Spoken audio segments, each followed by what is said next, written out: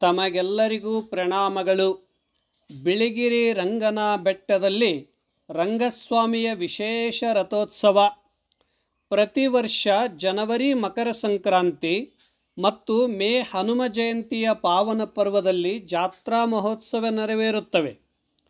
ಈ ಸಾಂಸ್ಕೃತಿಕ ರಥೋತ್ಸವದ ಚಾಲನೆಗೆ ಮುಂಜಾನೆ 11ರಿಂದ 11:30ರವರೆಗೆ ಶಾಸ್ತ್ರೋಕ್ತವಾಗಿ ಸಮಯ ನಿಗದಿಪಡಿಸುತ್ತಾರೆ. ಆ ಸಮಯಕ್ಕೆ ಸರಿಯಾಗಿ ಆಕಾಶದಿಂದ ಗರುಡ ಪಕ್ಷಿ ಬಂದು ರಥೋತ್ಸವಕ್ಕೆ 3 ಸುತ್ತ ಪ್ರದಕ್ಷಿಣೆ ಮಾಡಿ ಹೋದ ಬಳಿಕ ರಥೋತ್ಸವ ಪ್ರಾರಂಭವಾಗುತ್ತದೆ. ಈ ಪವಿತ್ರ ಪರಂಪರೆ ಪ್ರಾಚೀನ ಕಾಲದಿಂದಲೂ ನಡೆದುಕೊಂಡು ಬಂದಿದೆ. ಈ ಅಲೌಕಿಕ ಅದ್ಭುತ ದೃಶ್ಯ ನೋಡಲಿಕ್ಕೆ 30-40 ಸಾವಿರ ಭಕ್ತರು ಬಂದು ರೋಮಾಂಚಿತಗೊಂಡು ಹರ್ಷಿತರಾಗುತ್ತಾರೆ.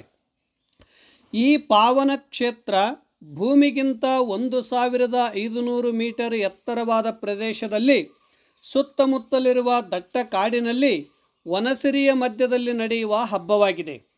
ಸುಂದರ, ಮನಮೋಹಕ, ರಮಣೀಯ ಪ್ರಕೃತಿಯ ವೈಭವ ಪ್ರತಿಯೊಬ್ಬರಿಗೂ ಆನಂದ, ಆಹ್ಲಾದಕರ ಉಂಟು ಮಾಡುತ್ತದೆ. ಇಲ್ಲಿ ವಿವಿಧ ಜಾತಿಯ ಪಕ್ಷಿ ಪ್ರಾಣಿಗಳು ವಾಸಿಸುವ ಈ ಅಭಯಾರಣ್ಯದಲ್ಲಿ ವಿಷ್ಣು ಭಗವಂತನ ವಾಹನ ಗರುಡದೇವನು ಪ್ರತಿ ವರ್ಷ ಬಂದು ರಥೋತ್ಸವಕ್ಕೆ ಪ್ರದಕ್ಷಿಣೆ ಮಾಡುವುದು ವಿಶೇಷವಾಗಿದೆ. ಇದೊಂದು ಪ್ರಕೃತಿ ಮತ್ತು ಧರ್ಮ ಸಂಸ್ಕೃತಿಯ ಮಧ್ಯೆ ಇರುವ ಸೂಕ್ಷ್ಮ ಸಂವೇದನಾ ಸಂಬಂಧವಾಗಿದೆ. ಐತಿಹಾಸಿಕ, ಸಾಂಸ್ಕೃತಿಕ, ಪೌರಾಣಿಕ ಈ ಪುಣ್ಯಕ್ಷೇತ್ರದ ಆರಾಧ್ಯ ದೈವ ರಂಗಸ್ವಾಮಿಯ ಲೀಲೆಗಳು ಅನಂತ ಅಪಾರವಾಗಿವೆ. ಭಗವಂತನು ಅಸುರರನ್ನು ಸಂಹರಿಸುವಾಗ ಉಗ್ರರೂಪ, ಭಕ್ತರಿಗೆ ಅನುಗ್ರಹಿಸುವಾಗ ಶಾಂತರೂಪ, ಆರ್ತ ಭಕ್ತನಿಗೆ ಆಶೀರ್ವದಿಸುವಾಗ ದಯೆ, ಕರುಣೆ, ವಾತ್ಸಲ್ಯ ರೂಪ, ಹೀಗೆ ಹಲವಾರು ನಾಮರೂಪ ಗುಣಗಳಿಂದ ಲೀಲೆ ಮಾಡುತ್ತಾನೆ. ಭಗವಂತನು ಸಾಕಾರ ಮತ್ತು ನಿರಾಕಾರ ರೂಪದಿಂದ ಇರುವನು. ಸಾಕಾರ ಭಕ್ತಿಯಲ್ಲಿ ನವವಿಧ ಭಕ್ತಿ ಪ್ರಧಾನವಾಗಿವೆ. ನಿರಾಕಾರ ಭಕ್ತಿಯಲ್ಲಿ ಧ್ಯಾನ ಪ್ರಧಾನವಾಗಿದೆ. ಶ್ರೀ ವಿಷ್ಣು ಎಂದರೆ ಪಾಲನಕರ್ತ, ಸಮಸ್ತ ಮಾನವಕುಲ ರಕ್ಷಣೆ ಮಾಡುವ ಭೂಮಿ, ಜೀವಜಂತುಗಳಿಗೆ ಪ್ರಾಣದಾಯಿನಿ ವಾಯು, ಭೂಮಂಡಲವನ್ನೇ ಸಂರಕ್ಷಿಸುವ ಸೂರ್ಯ, ಹಚ್ಚ ಹಸಿರಿನ ವನಸರಿಯಿಂದ ಜೀವನ ಸಮೃದ್ಧಗೊಳಿಸುವ ಅಮೃತದಾಯಿನಿ ಜಲ, ಸರ್ವ ತತ್ವಗಳನ್ನು ತನ್ನ ಒಡಲೊಳಗೆ ಇಟ್ಟುಕೊಂಡು ಕಾಪಾಡುವ ಬೃಹತ್ ಆಕಾಶ ಎಂದರೆ ಮಣ್ಣು, ನೀರು, ಗಾಳಿ, ಬೆಳಕು, ಆಕಾಶದಿಂದಲೇ ಸಮಸ್ತ ಜೀವ ಸೃಷ್ಟಿ ನಿರ್ಮಾಣವಾಗುತ್ತದೆ. ಆದ್ದರಿಂದ ಚರ ಅಚರ, ಸ್ಥೂಲ ಸೂಕ್ಷ್ಮಗಳನ್ನು ಕಾಪಾಡುವ ಈ ತತ್ವಗಳ ತ್ಯಾಗ, ಸ್ನೇಹ, ಪ್ರೀತಿ ಅವರ್ಣನೀಯವಾಗಿದೆ. ಈ ಬೃಹದಾಕಾರದ ತತ್ವಶಕ್ತಿಗಳು ನಮ್ಮನ್ನು ಲಾಲನೆ ಪಾಲನೆ ಮಾಡಿ ನಿರಂತರ ಸಂರಕ್ಷಿಸುವ ಅವ್ಯಕ್ತ ಶಕ್ತಿ ವಿಷ್ಣು ಶಕ್ತಿಯಾಗಿದೆ. ವಿಷ್ಣು ಎಂದರೆ ಸರ್ವವ್ಯಾಪಕ, ಸಂರಕ್ಷಣಾಕರ್ತ, ಸರ್ವ ಲೋಕಾದಿಲೋಕಗಳನ್ನು ನಿಯಂತ್ರಿಸುವವ, ಸಮಸ್ತ ಪ್ರಕೃತಿ, ವನಸ್ಪತಿ, ಜೀವಜಗತ್ತನ್ನು ಪಾಲಿಸುವ ಊರ್ಜಾಶಕ್ತಿಯಾಗಿದೆ. ಆದಿ ಅಂತ್ಯ ತಿಳಿಯದ ಈ ಸೃಷ್ಟಿಗೆ ಬ್ರಹ್ಮ, ವಿಷ್ಣು, ಮಹೇಶ್ವರ ತ್ರಿದೇವ ಶಕ್ತಿ ಪ್ರಧಾನವಾಗಿದೆ. ವಿಷ್ಣು ಪರಮಾತ್ಮನು ತನ್ನ ಮಾಯಾಶಕ್ತಿಯಿಂದ ಸರ್ವರನ್ನೂ ಆಕರ್ಷಿಸುವವನು. ಶ್ರೀ ವಿಷ್ಣುವಿನ ಅನೇಕ ಲೀಲೆಗಳಲ್ಲಿ ರಂಗಸ್ವಾಮಿಯ ರೂಪದಲ್ಲಿ ಬಿಳಿಗಿರಿ ರಂಗನ ಬೆಟ್ಟದಲ್ಲಿ ವಾಸಿಸಿ ಅನೇಕ ಅಸದೃಶ್ಯ ಚಮತ್ಕಾರಗಳನ್ನು ಮಾಡಿದ್ದಾನೆ ಎಂಬ ಐತಿಹಾಸಿಕ ಸತ್ಯವಿದೆ.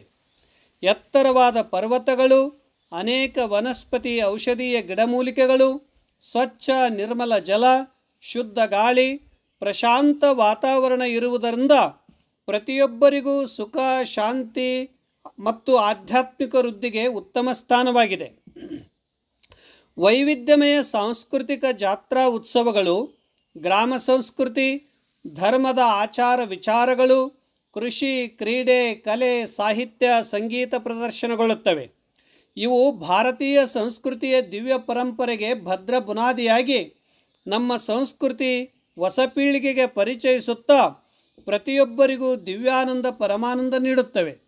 ನಮ್ಮ ಜೀವನದ ಸರ್ವತೋಮುಖ ವಿಕಾಸಕ್ಕೆ ಹಲವಾರು ಪ್ರಕಾರದ ಶಿಕ್ಷಣ, ಸಂಸ್ಕೃತಿ, ಧರ್ಮ, ಆಚಾರ, ಸಂಪ್ರದಾಯ, ಶಿಷ್ಟಾಚಾರಗಳು ಅವಶ್ಯ ಬೇಕಾಗುತ್ತವೆ.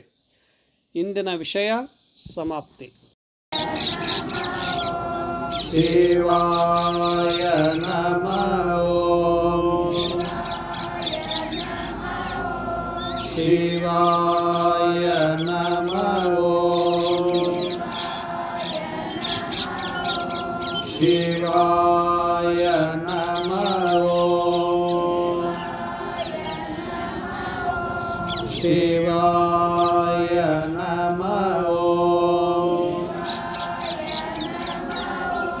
ಶಿವಾಯ ನಮಃ ಓಂ ಶಿವಾಯ ಶಿವಾಯ ನಮಃ ಓಂ